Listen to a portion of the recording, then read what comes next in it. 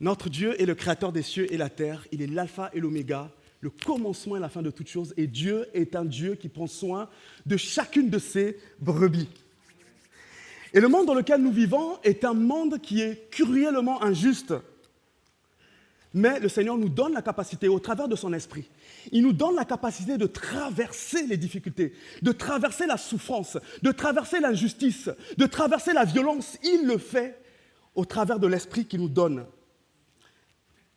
Personnellement, j'ai vécu de l'injustice comme chacun d'entre nous. Et j'ai vécu de l'injustice quand j'ai quitté mon pays et que je suis allé dans un pays étranger. Et là, j'ai vécu le racisme plus, le racisme en face. On me disait des choses que je n'étais pas prête à recevoir. Et j'étais tout le temps au téléphone avec ma mère en lui disant « Maman, je ne peux pas supporter. C'est impossible. Je vais rentrer à la maison. C'est trop difficile. C'est trop compliqué. » Et elle me disait « Cédric, regarde à l'histoire de Joseph. Joseph a été vendu comme esclave par ses propres frères. Joseph a été chez Potiphar. Joseph, plus tard, a été le gouverneur d'Égypte. » Mais lorsqu'elle me parlait de ce Joseph, indirectement, inconsciemment, elle me pointait vers une personne qui était à l'image de Christ. Parce que Joseph est un type de Christ. Joseph est comme Christ. Et son histoire est un modèle. Joseph est un modèle d'intégrité et de fidélité constante envers Dieu, malgré les épreuves. Et cette histoire est une histoire universelle. C'est-à-dire que chaque personne peut se retrouver dans cette histoire. Et l'histoire de Joseph, c'est quelqu'un qui affronte l'injustice sans jamais perdre son intégrité tout en s'accrochant à la présence de Dieu. Et on croit que Dieu accomplit son dessein pour ses enfants, mais même au travers des épreuves, il déploie sa grâce dans nos vies. Est-ce que vous savez ce que dit un chrétien à un autre chrétien qui lui a fait du bien? Est-ce que vous savez? Qu'est-ce qu'il lui dit? Que le Seigneur te bénisse. Qu'est-ce que cela signifie que le Seigneur te bénisse? Qu'il te fasse du bien. Autre chose? Qu'il te protège, qu'il te garde, qu'il te remplisse de sa grâce. Mais en fait, dans ce mot bénédiction, il y a aussi cette notion de sacrifice et d'implication. Et le titre de mon message s'affiche « Joseph, la bénédiction au cœur de l'épreuve ». Et la question qu'on peut se poser, mais comment Dieu agit-il quand tout est perdu? Quand il n'y a plus d'espoir? Quand il n'y a plus rien à faire dans une vie? Lorsqu'on est tout en bas, comment Dieu fait pour nous relever? Et je vous invite pour cela à lire la parole de Dieu dans Genèse chapitre 39, versets 1 à 6.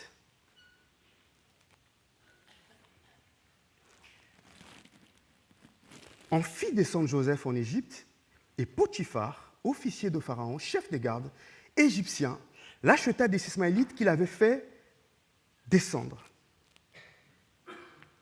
L'Éternel fut avec lui, et la prospérité l'accompagna. Il habita dans la maison de son maître l'Égyptien.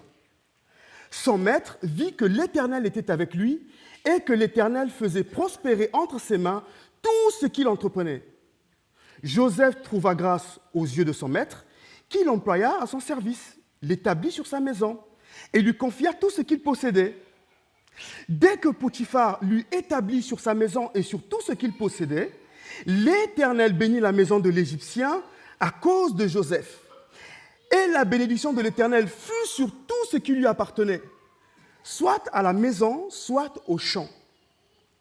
Et le verset 6, il abandonna aux mains de Joseph tout ce qui lui appartenait, et il n'avait avec lui d'autre soin que de prendre sa nourriture. C'est-à-dire que Potiphar ne venait que pour manger, parce que Joseph s'occupait de tout. Or, Joseph était beau de taille et beau de figure. Amen. Cette histoire est une histoire très importante et très intéressante. La parole de Dieu est d'une importance capitale dans notre vie parce que la parole de Dieu est à l'origine de la création de l'univers. Et c'est la parole de Dieu qui conduit notre vie et notre existence.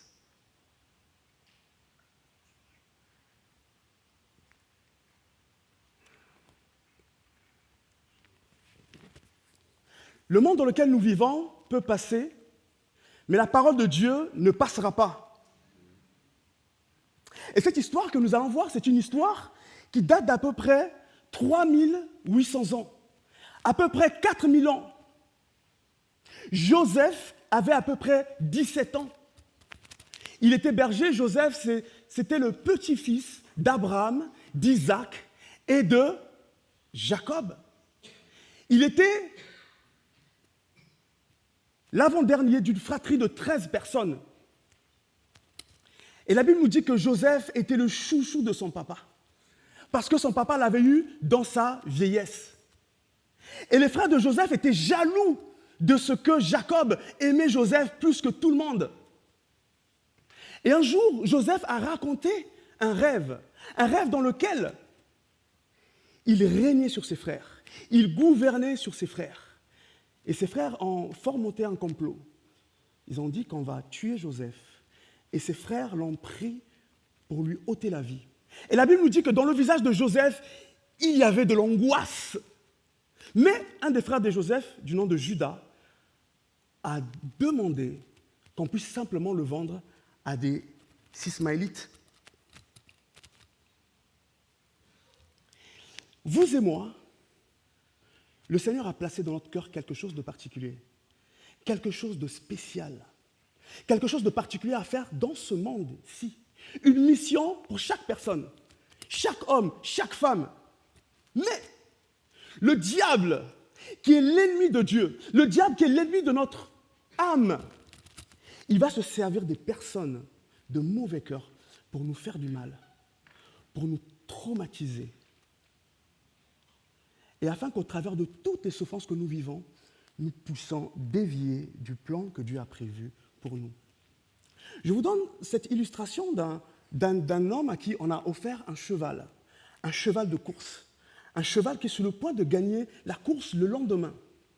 Maintenant, imaginez les concurrents de ce propriétaire, les concurrents qui sont jaloux de ce cheval et qui viennent le soir dans l'écurie de ce cheval avec des matraques, avec des battes de baseball, avec des tasers plutôt, et ils maltraitent ce cheval toute la nuit.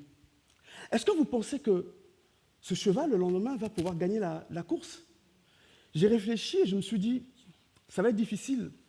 Je ne pense pas que ce cheval pourra courir droit. Il va peut-être courir en diagonale, parce qu'il sera blessé.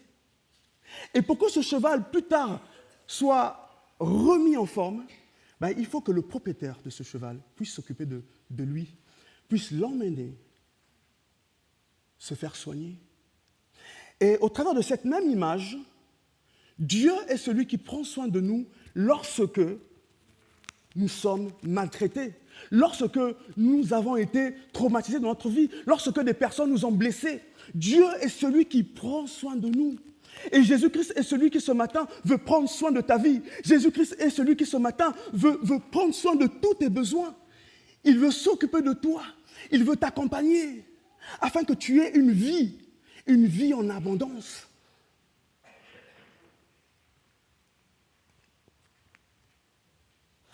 Et on voit dans ce texte que Dieu a pris soin de Joseph. Et cette image, c'est l'image de Tsophnath-Panéach, le premier ministre d'Égypte. Donc cette image, en fait, c'est 13 ans plus tard, lorsque Joseph a été vendu en Égypte, et 13 ans plus tard, le pharaon d'Égypte l'a nommé premier ministre d'Égypte. C'est lui qui s'occupera de l'agriculture, des récoltes. Et c'est par lui que l'Égypte va être sauvée.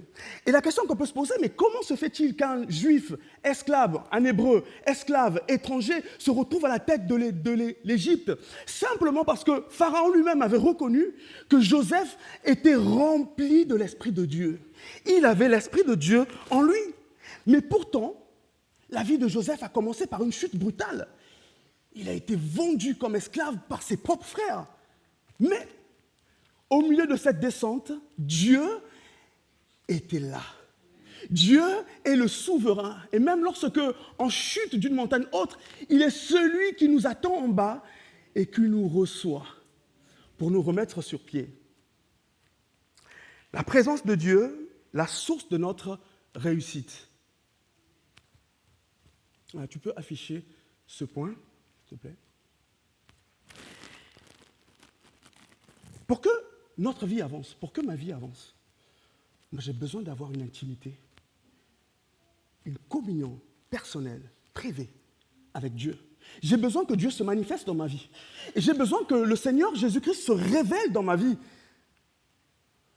Le verset 1, en fit descendre Joseph en Égypte, et Potiphar, officier de Pharaon, chef des gardes, l'Égyptien, l'acheta des Ismaélites qu'il avait fait descendre. Donc Joseph est déraciné de la terre promise d'Israël, de cette terre de Canaan. Il est emmené en Égypte, qui en hébreu signifie Mitzraïm. Mitzraïm qui est la terre de dépression, la terre des oppressions, la terre de souffrance, la terre de l'esclavage. Et c'est là qu'il fut vendu comme esclave. Et lorsque la Bible nous parle de ce mot descendre, c'est yarad. Ça veut dire que Joseph décline, il s'engage dans une situation difficile, il est pris, il est emmené, il est envoyé. Et on va plutôt garder ce mot envoyé. Puisque le psaume 105, verset 17 nous dit « Il envoya devant eux un homme ». Dieu envoya devant les frères de Joseph un homme, Joseph, qui fut vendu comme esclave. Vendu comme esclave pour accomplir le plan de Dieu dans la vie de Joseph, qui était celui de sauver l'Égypte de la famine et, en passant, sauver sa propre famille aussi de la famine qui allait survenir. Et parfois, nous passons par des moments difficiles, nous passons par des moments terribles. Mais la réalité est là. C'est difficile, c'est compliqué. Et on se dit, mais Seigneur, comment je vais faire? Seigneur, comment je vais faire pour m'en sortir? Mais ce matin, le Seigneur aimerait simplement me rappeler, vous rappeler, mes frères et sœurs, que le Seigneur est celui qui a un plan merveilleux pour chacune de nos vies.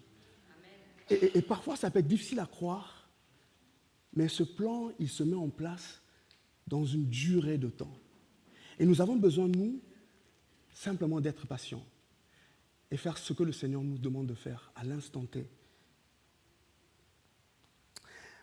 On voit que Dieu attribue à Joseph un pays, une nouvelle ville, c'était probablement la capitale de l'Égypte.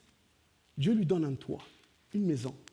Dieu lui donne un maître, quelqu'un qui allait le garder, quelqu'un qui allait le faire évoluer, le faire avancer, un formateur qui allait stabiliser sa vie et le faire évoluer. On voit que Joseph n'est pas tombé entre les mains de brigands, mais il est tombé entre les mains d'un officier du roi. Imaginez si Joseph était tombé entre les mains des brigands. Le lendemain, les brigands lui auraient dit « Joseph, demain matin, ensemble, on va aller braquer la Banque populaire d'Égypte. Est-ce que tu es d'accord ?» Mais Dieu va lui donner un formateur qui est un officier du roi. Potiphar, chef des gardes. Et vous savez, en tant qu'être humain, on a tendance à regarder les choses négatives. Mes frères m'ont vendu comme esclave. Est-ce que je méritais cela? Regarde-moi ce monsieur, Potiphar. Il m'a acheté pour de l'argent. Il m'a acheté comme on vend une marchandise sur le bon coin. Mais je crois que Joseph a vu les choses différemment. Il s'est dit, Seigneur, merci. Simplement, vous savez quoi? Parce que tu m'as sauvé de la mort. Mes frères étaient sur le point de me tuer. J'ai vu la mort en face. Mais Seigneur, toi, tu m'as sauvé. Merci Seigneur parce que tu m'as donné une nouvelle maison. Merci Seigneur parce que tu m'as mis dans un endroit. Maintenant, Seigneur, concrètement, quel est le projet pour moi? Seigneur, quel est le projet? Montre-moi. Seigneur, parle-moi. Et je vous rappelle qu'à cette époque, il n'y avait pas de Bible. Nous avons des Bibles chez nous. Hein. Quand on veut poser des questions à Dieu, on regarde la Bible, on a des réponses. Et Joseph n'avait pas de Bible. La seule manière d'avoir des réponses, c'est d'avoir une intimité avec Dieu. C'était de passer du temps avec Dieu. C'était de prier. Seigneur, réponds-moi. Seigneur, parle-moi. Et dans la présence de Dieu, nous avons des réponses que le Seigneur nous donne. Il nous parle. Il dit, moi, je veux que tu sois dans cet endroit.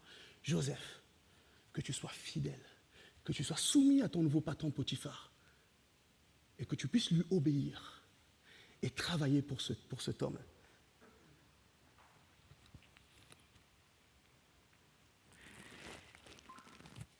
Le verset 2. L'Éternel fut avec lui et la prospérité l'accompagna. Il habita dans la maison de son maître, l'Égyptien. Et dans la présence de Dieu, Joseph fait le choix de mettre sa confiance en Dieu. En disant, mais tu es le Dieu d'Abraham, le Dieu d'Isaac et le Dieu de Jacob, le Dieu d'Israël. Seigneur, tu as été avec Abraham, mon grand-père, tu as été avec Isaac, tu as été avec Jacob. Et moi, je crois que tu es avec moi là où je suis, dans ce nouveau pays d'Égypte. Galates chapitre 3, verset 29. Si vous êtes à Christ, si vous êtes enfant de Dieu, si vous avez donné votre cœur, votre vie à Jésus-Christ, vous êtes donc de la postérité d'Abraham. Vous êtes héritier de la promesse de Dieu. Vous faites donc partie du peuple de Dieu. Et donc vous avez cette possibilité, cette opportunité d'être dans la présence de Dieu. La Bible nous dit que là où 2 ou 3 sont rassemblés en mon nom, je suis présent au milieu de vous, au milieu de nous. Le Seigneur est là. Il est présent. Il est là. Amen. Peut-être que ce matin, tu veux voir les choses avancer dans ta vie. Comme le don spirituel a été donné, c'est très compliqué, c'est très difficile. Mais si tu veux avancer, si tu veux aller plus loin, tu as besoin de t'accrocher à Jésus. Tu as besoin de mettre ta foi et ta confiance en notre Seigneur. Peut-être que tu ne connais pas encore le Seigneur ce matin. Le Seigneur t'encourage à donner ta vie à Jésus. À faire de Jésus ton Seigneur et ton Sauveur. Parce que c'est la seule personne, et c'est la personne qui est capable de savoir ce qu'il faut réellement faire dans ta vie. Si tu lui demandes pardon pour tous les péchés que tu as commis et que tu l'acceptes comme Seigneur et Sauveur dans ta vie, il est celui qui est capable de prendre ta vie en main. Peut-être que tu as été éloigné de Dieu, peut-être que tu as grandi dans l'Église, mais tu t'es peut-être dit, mais je ne vois pas ce que l'Église apporte dans ma vie. Mais le Seigneur te dit ce matin, reviens à lui. Reviens à Jésus. Donne-lui ton cœur.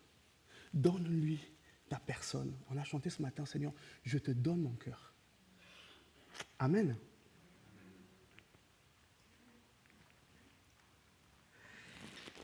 Peut-être que ce matin, tu es malade dans ton corps et tu te dis, mais à quoi sert ma vie en ce moment, puisque je suis malade?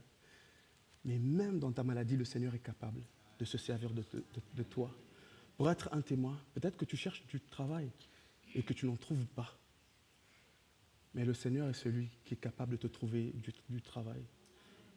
C'est lui qui est capable de toucher tes futurs employeurs. C'est lui qui est capable de toucher leur cœur afin que tu puisses trouver ce travail dont tu cherches depuis longtemps.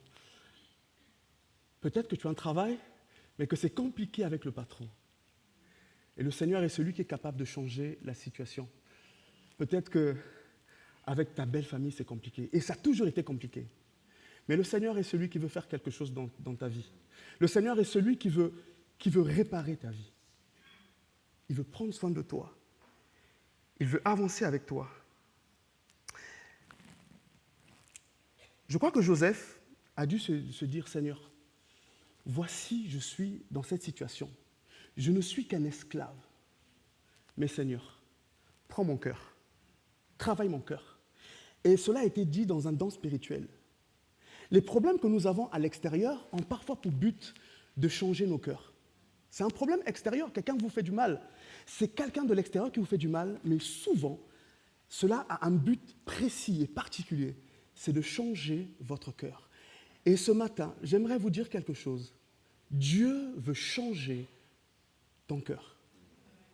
De la même manière que Dieu veut changer mon cœur. Au travers des situations, des difficultés que je traverse, que nous traversons, la réalité, c'est qu'il veut vraiment toucher notre cœur afin que nous puissions être les témoins de l'Éternel. Le verset 3, son maître vit que l'Éternel était avec lui et que l'Éternel faisait prospérer entre ses mains tout ce qu'il entreprenait. Son maître s'est rendu compte que Joseph était différent des autres Égyptiens, des autres esclaves égyptiens.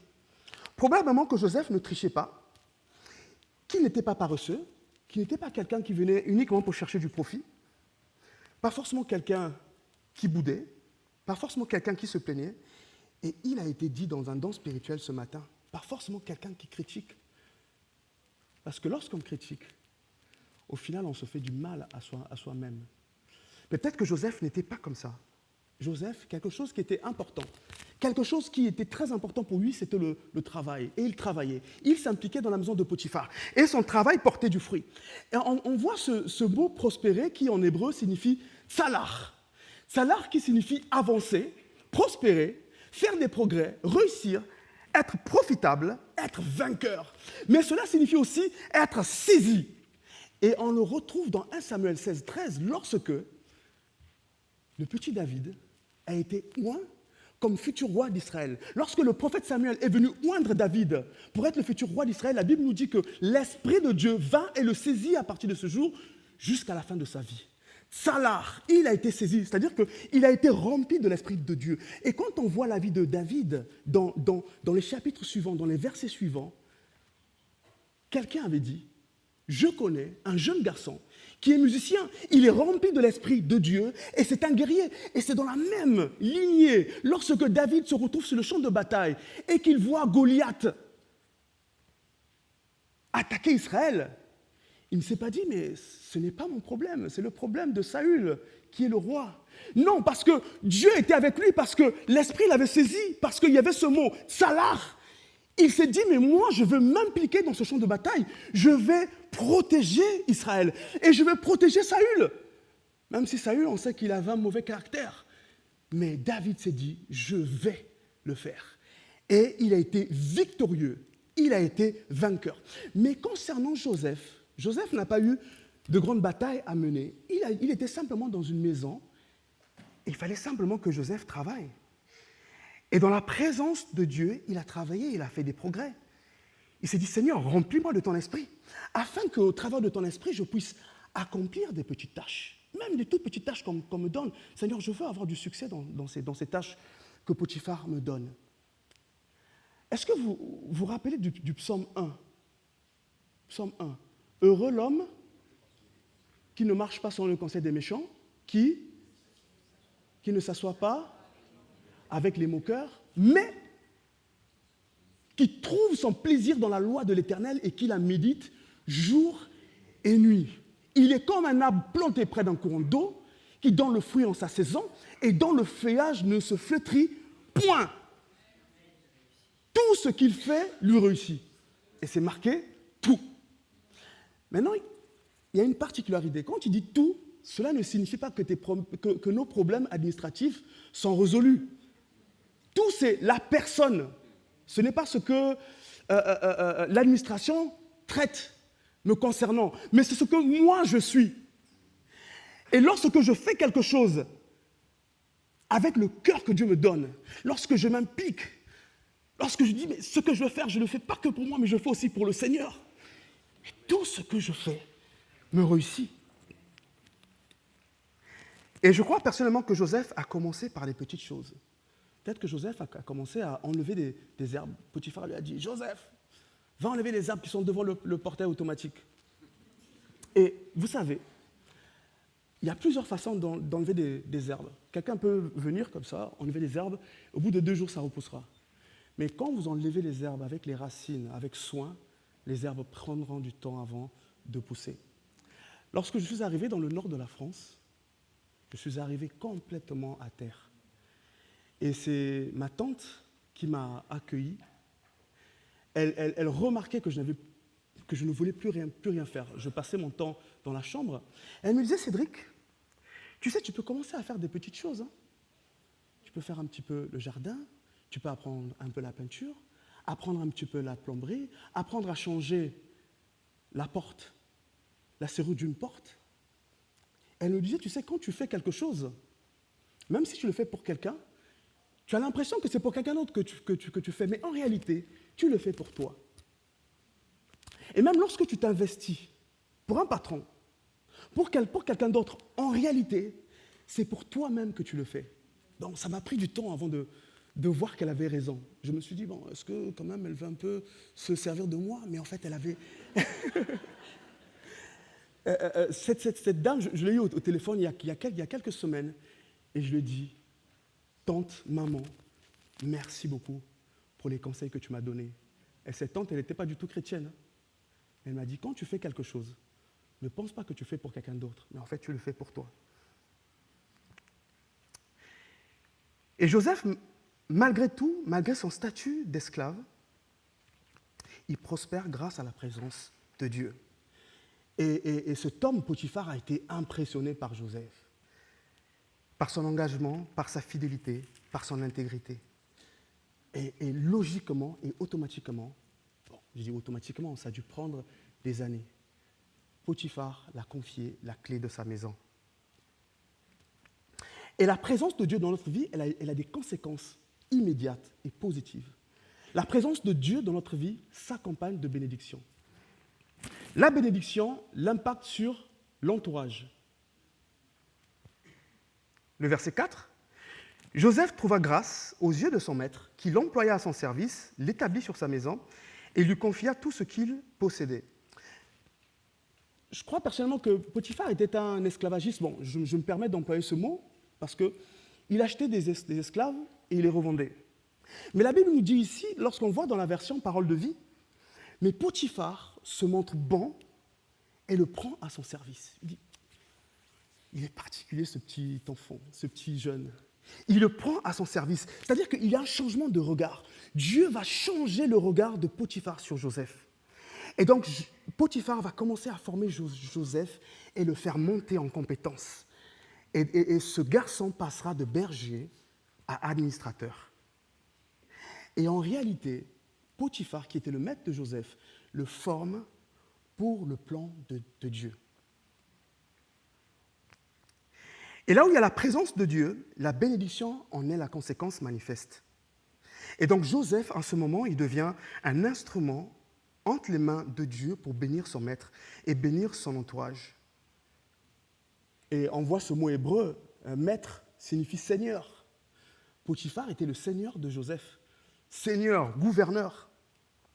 Et tout au long de notre vie, le Seigneur va nous mettre des supérieurs, des personnes qui vont nous former pour le plan de Dieu.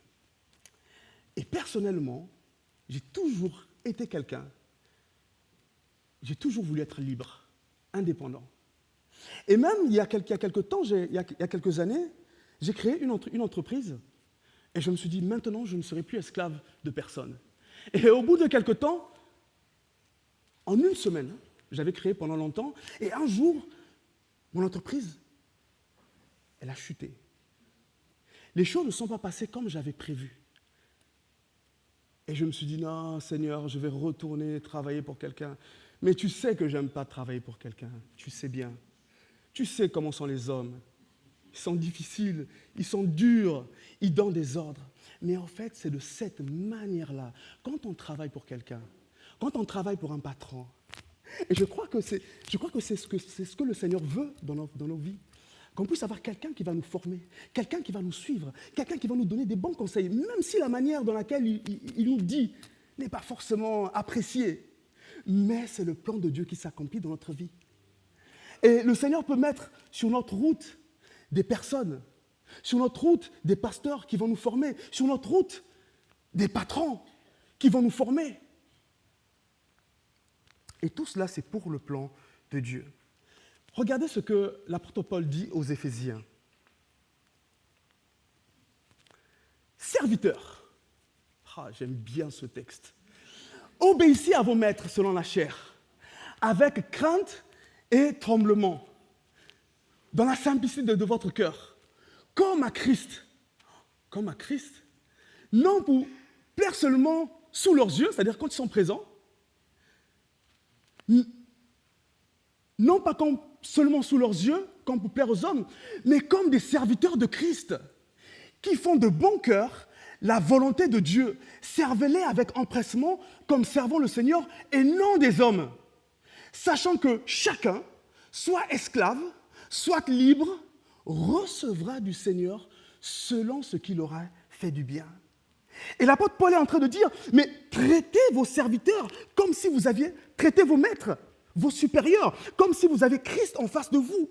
Même si c'est difficile, même si c'est compliqué, le Seigneur nous donne la capacité de le faire. Il nous donne cette capacité, il nous donne la force de le faire. Et peut-être qu'on peut se poser la question, mais dans quel pays le Seigneur m'a mis? Est-ce que c'est dans la France? Mais alors qu'est-ce que je dois faire? Qu'est-ce que je veux faire pour apporter? Qu'est-ce que je veux faire de bon pour cette France que nous aimons? Si le Seigneur te donne une femme, si le Seigneur te donne un mari, qu'est-ce que je peux faire pour ma femme, pour mon mari, pour mes enfants? Si le Seigneur te met dans une église, Seigneur, qu'est-ce que je dois faire pour mon église? Seigneur, est-ce que mon pasteur a besoin d'être soulagé quelque part? Est-ce qu'il y a des visites à faire? Est-ce que je peux aller voir une personne âgée? Est-ce que, Seigneur, je peux m'investir à tes 13? Mais c'est parce que Dieu nous bénit qu'on va le faire. Et il ne nous force pas. Parce qu'il y a la bénédiction de Dieu. Et quand Dieu nous bénit, quand il y a les besoins, mais ça se fait automatiquement, ça se fait naturellement.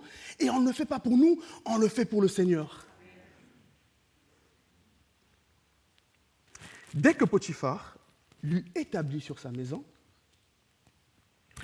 et sur tout ce qu'il possédait, l'Éternel bénit la maison de l'Égyptien à cause de Joseph, et la bénédiction de l'Éternel fut sur tout ce qui lui appartenait, soit à la maison, soit au champ. Et on voit que la bénédiction de Dieu, ce n'est pas quelque chose de magique. Dieu te bénit. Non. Mais cela demande une implication personnelle de la personne. Et là, dans ce texte, de la personne de Joseph, concernant ce maître, ça veut dire que Joseph a dû apprendre des langues, la langue égyptienne, comprendre les coutumes, apprendre comment gérer l'humain, se réveiller tôt le matin et dormir tard. Et oui, la bénédiction, elle s'accompagne souvent de sacrifices. La bénédiction, c'est une implication personnelle et le Seigneur se sert de nous pour bénir ceux qui sont autour de nous, pour bénir notre entourage. Et donc Potiphar confia à Joseph la gestion des champs, des récoltes et des serviteurs. Et les résultats étaient très bons. Et Potiphar, on a déduit que quelqu'un chapeautait la vie de Joseph. Et Potiphar a compris que Joseph avait un Dieu et que le Dieu de Joseph était supérieur au Dieu des Égyptiens.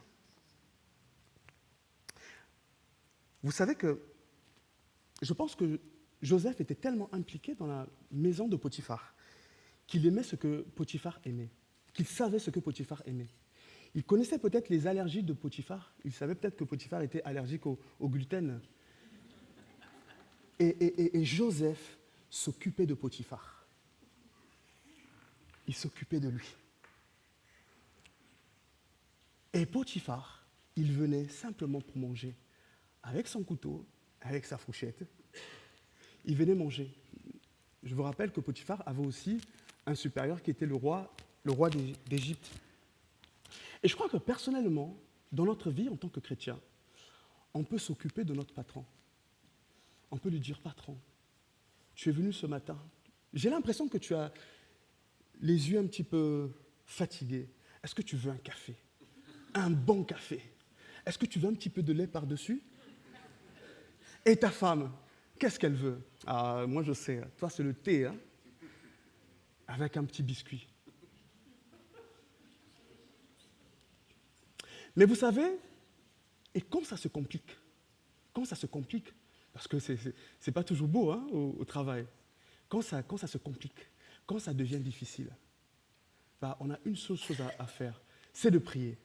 Seigneur, pendant 5 ans, ça s'est très bien passé avec mon patron, mais là, je ne sais pas ce qui arrive. Seigneur, aide-moi. Et vous allez voir lundi, quand vous allez aller au travail, vous allez passer chez Marie Blacher, acheter un petit croissant, un petit gâteau, et dit, patron, voici ce que j'ai préparé pour toi. Et vous savez, en fait, les patrons, les supérieurs, je mets aussi entre parenthèses les pasteurs, en fait, ce sont des êtres humains comme vous et moi. Et si je m'occupe de mon patron, si je prends soin de mon patron, ma vie au travail se passera mieux. Et Joseph, il a tout donné. Il a tout donné dans cette maison de Potiphar. Et donc Joseph est impliqué pendant 11 ans. Et au bout de 11 ans, Dieu avait prévu d'autres plans pour Joseph. Donc la Bible nous dit, or Joseph était beau de taille et beau de figure. Ça veut dire que la femme de Potiphar a commencé à faire des yeux doux à Joseph. Et Joseph a dit, en Israël, ça ne se passe pas comme ça. Tu es la femme de Potiphar, il ne se passera rien. Et la femme de Potiphar l'a accusé de viol. Et Joseph est parti, il a été mis en prison. Il est parti avec rien. Il a tout perdu. Au final, il n'a pas tout perdu parce que Dieu avait travaillé son cœur. Et Joseph est allé dans une prison. Et même dans cette prison, en fait, il a été mis au fer. Il a été mis au fer et la Bible nous dit que la faveur de l'Éternel était sur Joseph, qui trouva grâce aux yeux de la prison. Et vous savez que Joseph aurait pu se dire, mais moi, depuis que je suis né, les gens me veulent que du mal. Maintenant, en prison, vous savez quoi? Je ne vais rien faire. Non. Il a refait la même chose qu'il a faite dans la maison de Potiphar. Seigneur, je veux te servir. Seigneur, là où tu me mets, si c'est en prison, je veux te servir. Et la Bible nous dit que ce Joseph a été nommé responsable de la prison. Mais simplement parce que le chef de prison s'est rendu compte que quand Joseph est là, tout se passe bien. Et je crois que c'est vraiment ce que le Seigneur veut faire dans notre vie et dans nos vies. En lisant ce texte, on a l'impression que c'est un texte poétique. En fit descendre Joseph en Égypte et Potiphar, officier de Pharaon. Et ça, c'est la littérature hébraïque. Mais derrière cette littérature hébraïque, il y a beaucoup de souffrance. Un esclave, c'est quelqu'un qui souffre. C'est quelqu'un à qui on parle mal. Mais Joseph a beaucoup souffert. Et peut-être que ce matin, tu passes par des moments compliqués, par des temps difficiles, et peut-être que je te pose beaucoup de questions, mais ce matin, le Seigneur aimerait t'encourager. Il veut t'encourager. Il veut t'encourager.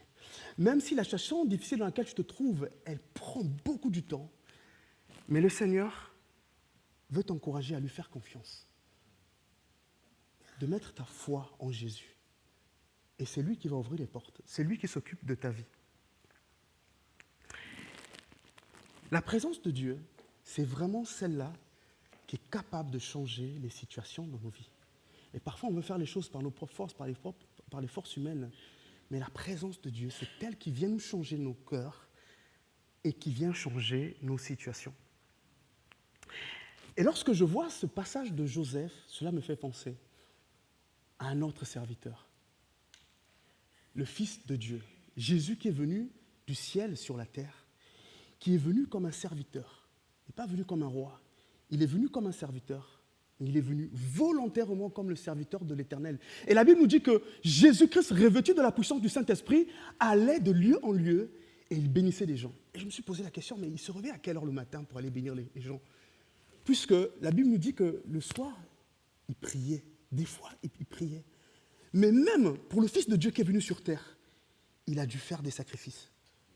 Se réveiller le matin pour aller à Venelle, pour faire du bien, pour soigner. Et après, il va à Vitrolles, il marche, il faisait du bien aux gens. Et Jésus, malgré le bien qu'il faisait, il a été accusé de blasphème. Il est allé mourir sur la croix. Mais l'Esprit de Dieu l'a ressuscité. Quand il est ressuscité, il n'a pas dit à ses disciples, « Vous m'avez abandonné. » Non. Il avait des trous dans ses mains, un trou sur le côté, et il a dit que la paix soit avec vous. C'est-à-dire que je vous aime. Et Jésus a toujours continué à faire du bien, même lorsqu'il est allé au ciel, parce qu'il continue à répondre à nos prières, il continue à envoyer le Saint-Esprit. Alléluia. Est-ce qu'on peut courber nos têtes, nos fronts, pour prier? Ce matin, peut-être que tu n'as pas encore donné ton cœur à Jésus. Peut-être que tu n'as pas beaucoup entendu parler de la personne de Jésus, qui est Jésus. Mais ce matin, le Seigneur aimerait te demander quelque chose. Est-ce que ce matin, là où tu es, là, sur ta chaise, après avoir écouté cette parole, est-ce que ce matin, tu veux t'engager pour Jésus? Et si c'est le cas, je t'invite juste, simplement, à lever ta main. Simplement, à lever ta main. Merci. Tu peux baisser la main. Est-ce qu'il y a d'autres personnes? Merci. Alléluia. Amen. Merci. Alléluia. Ce matin, Jésus. Et peut-être que tout au cours de ta vie, tu as vécu, tu es passé par des choses difficiles, par des choses compliquées. Et tu as arrêté de servir Dieu parce que les hommes t'ont fait du mal. Et ce matin, le Seigneur est celui qui te dit, Je suis l'Éternel qui te protège. Je suis l'Éternel qui te guérit. Et ce matin, Jésus veut te guérir. Veut te guérir pour que tu sois encore un témoignage dans son église, pour que tu sois encore un témoignage dans ton entourage, un témoignage dans ta maison. Ce matin, le Seigneur te demande de ne pas t'arrêter de servir. Ce matin, le Seigneur te demande de continuer à t'impliquer comme a fait Joseph. Amen, on prie. Seigneur, mon Dieu, mon roi, nous te louons, te bénissons. Merci Seigneur pour ce passage. Merci parce que Seigneur, ce passage vient nous rappeler à nous investir pour toi, à nous investir pour Jésus. Et Seigneur, nous sommes dans la joie, Seigneur, parce que tu as tout fait pour nous. Tu nous as protégés, tu nous as gardés. Et en tant que peuple de Dieu, Seigneur, nous voulons être des témoins efficaces dans notre travail, des témoins efficaces dans nos familles, des témoins efficaces dans notre Église. Et nous voulons te servir jusqu'à la fin des jours. Amen. Que le Seigneur vous bénisse.